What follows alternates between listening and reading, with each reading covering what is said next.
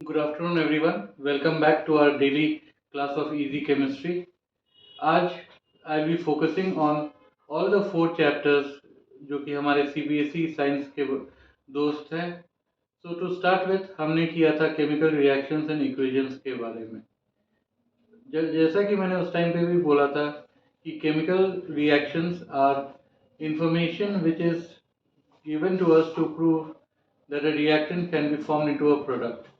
And equation जो होता है उसका लिटरल मतलब है to equate left hand side to RHS right hand side.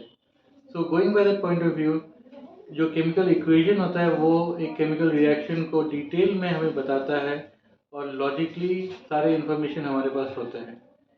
जब हम रिएक्शन को इक्वेशन के फॉर्म में लिखने जाते हैं तो हम ये देखते हैं कि हमारे पास number of atom of each element on the left hand side of the equals to sign is equal to the right hand side, क्योंकि energy can neither be created nor destroyed और एटम या positive या negative electrons जो होते हैं that is a form of energy. उसके बाद हमने किया था टाइप्स ऑफ केमिकल रिएक्शन जिसमें तीन थे: डिकम्पोजिशन, कॉम्बिनेशन एंड रीजनरेशन. तो डिकम्पोजिशन का मतलब हो जाता है कि जब एक प्रोडक्ट दो रिएक्टेंट्स में ब्रेक डाउन होता है. जो कॉम्बिनेशन रिएक्शन है उसका मतलब ये होता है कि दो रिएक्टेंट्स जब एक प्रोडक्ट फॉर्म करते हैं.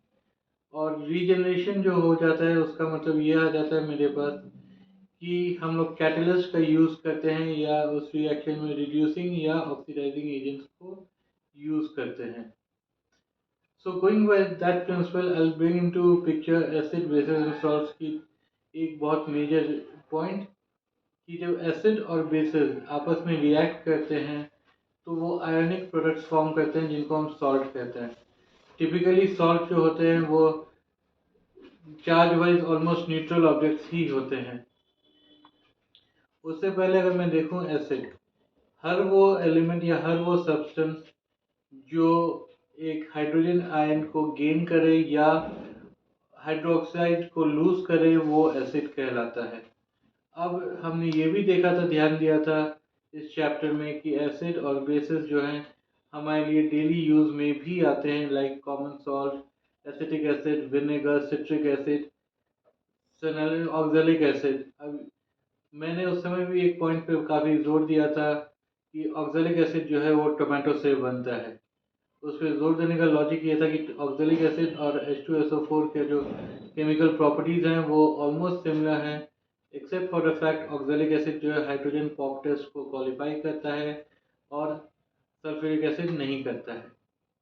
तो उसके बाद हमने देखा था कि बेसिस क्या होते हैं. एक चीज़ वहाँ पे point to be remember through out is all bases are not alkenes, alkynes or alkane, but all alkane, alkene and alkynes are bases. जो भी बेस वाटर soluble था उसको हमने बोला कि वो alkane है. अब अगर हम एक जेनेरिक फॉर्मूले की बात करेंगे तो alkane को हम जनरली रिप्रेजेंट करेंगे CnH2n+2. मेरा alkene हो जाता है CnH2n और मेरा alkyne हो जाता है CnH2n-2. तो ये तीन चीज़ें हमने वहाँ पे देखी थी बेसिस के साथ. अब अगर मैं आता हूँ आपको neutralisation between acid and bases, they give rise to the salt of the base. So the reason is because जब दोनों एसिड और बेस एक दूसरे से रिएक्ट करते हैं तो वो हमें सॉल्ट देते हैं जो न्यूट्रलाइजेशन की वजह से फॉर्म होता है, बट वो आयोनिकली न्यूट्रल भी रहता है. अब इस समय हमने इस बात पर भी ध्यान दिया था कि जो जो इनकी वैलेंस इलेक्ट्रॉन्स होते हैं किसी भी एलिमेंट के, उसकी वजह से वो रिएक्टिव होते हैं. अब इसका जब हम गए मूव किया था हमने पीरियोडिक टेबल की तरफ, तो हमने उस समय बोला था और रिविजिट किया था कि मूजले ने 1913 में हमारे को मॉडर्न पीरियोडिक टेबल दिया. उससे पहले डेबोनाय ट्रायड और मेंडलीव ऑक्टेव्स काम किया करता था. ये सारे जो इन दोनों साइंटिस्ट का मैंने नाम लिया और जो मूजले ने हमें न्यू पीरियोडिक टेबल दिया.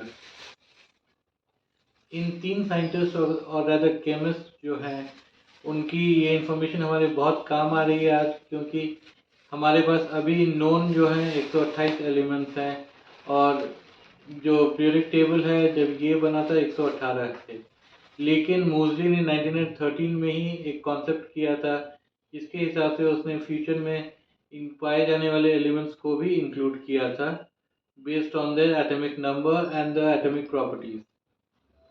अब इन एलिमेंट्स या इस पीरियडिक टेबल की ग्रुपिंग से हमें ये पता चलता है कि कौन सी एलिमेंट की रिएक्टिविटी कैसी चल रही है, क्या उसके प्रॉपर्टीज हैं।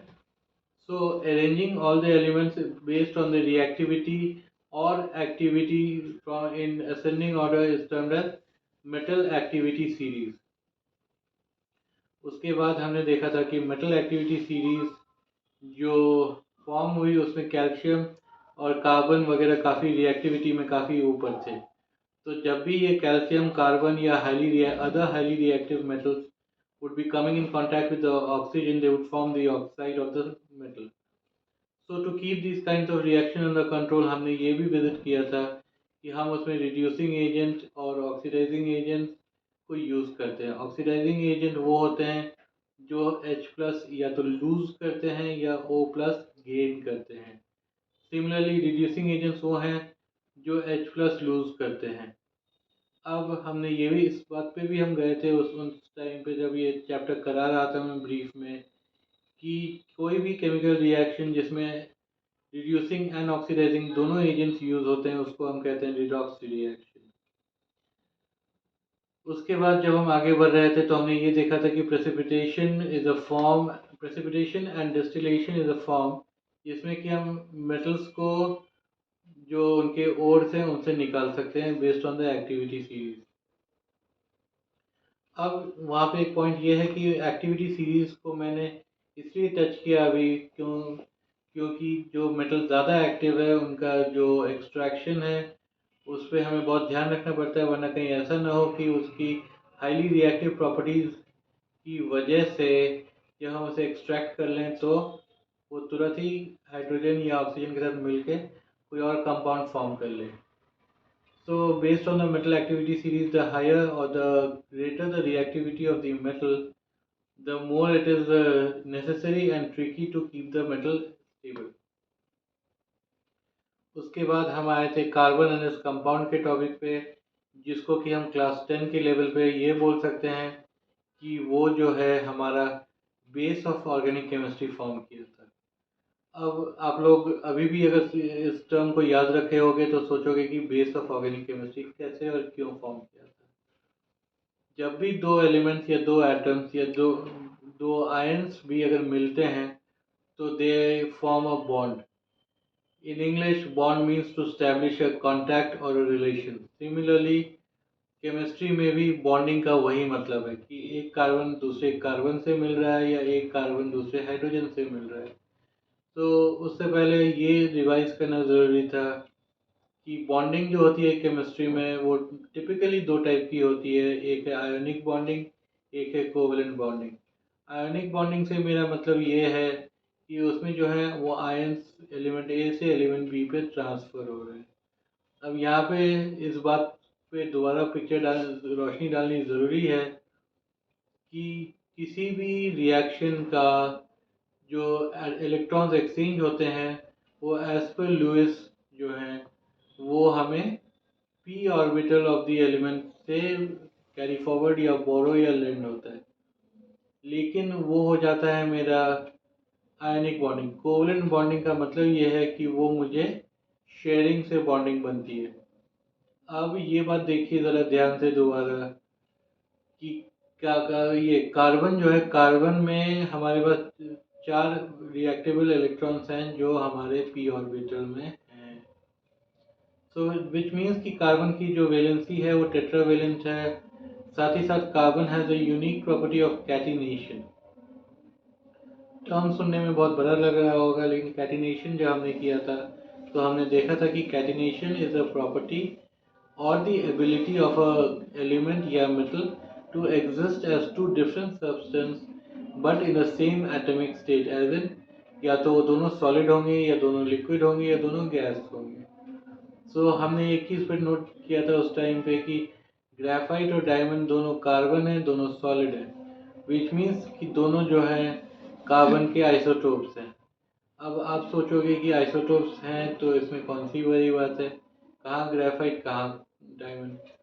तो उसको देखते हुए आइसोटोप्स इसीलिए इम्पोर्टेंट है क्योंकि दोनों सॉलिड स्ट्रक्चर्स पे ही काम आते हैं। अब उसके बाद हमने देखा था कि जो शेयरिंग या कोवलेंट बॉन्डिंग होती है कार्बन एंड हाइड्रोजन की, तो उसको देखते हुए कुछ कंपाउंड्स को हम बोलेंगे सैचुरेटेड कंपाउंड्स, कुछ को अनसैचुरेटेड कंपाउंड। अनसैचुरेटेड कंपाउंड वो होते हैं जिनमें कि हम नंबर ऑफ बॉन्ड्स बढ़ा सकते हैं, विच मीन्स कि अगर दो कार्बन एटम है या एक कार्बन एक हाइड्रोजन एटम है तो उन दोनों में सिंगल बॉन्डिंग है तो हम उसमें नंबर ऑफ एटम्स इंक्रीज कर सकते हैं, तो वो हो गया अनसैचुरेटेड। जैसे कि सिमिलरली इंग्लिश में अनसैचुरेशन का मतलब ये हो जाता है दोस्तों कि हम उसमें और कुछ ऐड कर सकते हैं। लेकिन जो कंपाउंड ऑलरेडी सैचुरेटेड है या जो एक एलिमेंट है या एटम कार्बन का है, मान लो हमने बोला कि वो टेट्रावैलेंट है, लेकिन वो टेट्रावैलेंट ने अगर 4 बॉन्ड ऑलरेडी फॉर्म किए हुए हैं तो वो कोई न्यू कंपाउंड बनाने के पोजीशन में नहीं रहता। इसको हम कहते हैं सैचुरेटेड कंपाउंड। इसके बाद हमने ये भी देखा कि नॉमेनक्लेचर जो है या नेमिंग ऑफ केमिकल कंपाउंड्स जो हैं ये बहुत इम्पॉर्टेंट है, क्योंकि there has to be uniformity in the entire world while naming the chemical compounds। जिसमें जिस चीज़ या जिस टॉपिक को इतने इम्पोर्टेंट समझा आईयूपैक की कमी ग्रुप ने। आईयूपैक का फुल फॉर्म हो जाता था दोस्तों international union of pure and applied chemistry. तो उसके बाद हम आगे जैसे जैसे बढ़ते गए हमने देखा कि हर कंपाउंड या हर सीरीज में एक पर्टिकुलर ऑर्डर स्टैब्लिश हुआ। जैसे जो हमारे ऑर्गेनिक कंपाउंड्स हैं जिसके बारे में कि हम क्लास और डिटेल में पढ़ चुके हैं अब तक, जैसे मीथेन, इथेन, ब्यूटेन, प्रोपेन, इन सब के केसेस में हम ये देखते हैं कि एक पर्टिकुलर सीरीज बनाई जा रही है। इसीलिए मैंने आप लोग को एक बेसिस के टाइम पे जो एग्जांपल बताया था कि CN और CnH2n में मेरा एल्केन है। सिमिलरली अगर ये ऑर्गेनिक कंपाउंड की सीरीज को देखोगे तो उसमें from one compound to the other जैसे ही कार्बन और हाइड्रोजन का एक गिवन सीक्वेंस में इंक्रीज होता है उनका नाम भी चेंज होता है। इस टाइप की सीरीज को हम बोलते हैं होमोलोगस सीरीज। और इसका जस्ट ऑपोजिट है हेट्रोलोगस सीरीज, जिस जिस सीरीज में कोई सीक्वेंस स्टैब्लिश ना हो सके। उसके बाद हमने ये भी पाया था कि जैसे जैसे रिएक्टिविटी बढ़ती है वैसे ही ऑर्गेनिक कंपाउंड जो है जल्दी डिकम्पोज होते हैं। बट हाँ, एक very important point at this point in time is chemical compounds mainly organic compounds बहुत अनस्टेबल हैं, तो इनकी रिएक्शन जो होती है बहुत कभी कभी स्लो या कभी बहुत ज़्यादा फास्ट हो जाती है। तो ये कुछ इंपॉर्टेंट पॉइंटर्स थे हमारे अभी तक। One of the point before I conclude for the day is organic compounds को ऑर्गेनिक कंपाउंड इसीलिए कहा जाता था क्योंकि ये माना जाता था कि ऑर्गेनिक कंपाउंड जो है सिर्फ लिविंग बींग्स बना सकते हैं। बट हमारे एक पुराने वेरी वेल नोन केमिस्ट ने जब यूरिया को सिंथेटिकली बनाया तो हमने ये जाना कि यूरिया जब सिंथेटिकली लैब से बन सकता है तो दैट मीन्स कि ऑर्गेनिक कंपाउंड्स भी लैब से बन सकते हैं। लेकिन आज तक हम दोनों चीज़ों पे डिपेंडेंट हैं, मेड बाय एनी ऑर्गेनिज्म और मेड केमिकली और सिंथेटिकली इन लैब। तो दोस्तों ये जो मैंने आपको अभी एक रिविजिट कराया पूरे टॉपिक को, सो टू इंश्योर कि आपके लास्ट मिनट रिवीजन में आई एम श्योर ये आपको हेल्प करेगा। लेकिन अगर आपको इसको छोड़ के या इससे अपार्ट भी कोई क्वेश्चन हो in chemistry, feel free to reach us at the channel. Comment section में डालें, मैं उनको देख के आपको कस्टमाइज सोल्यूशन ज़रूर दूंगा। Thank you for your time, have a good day.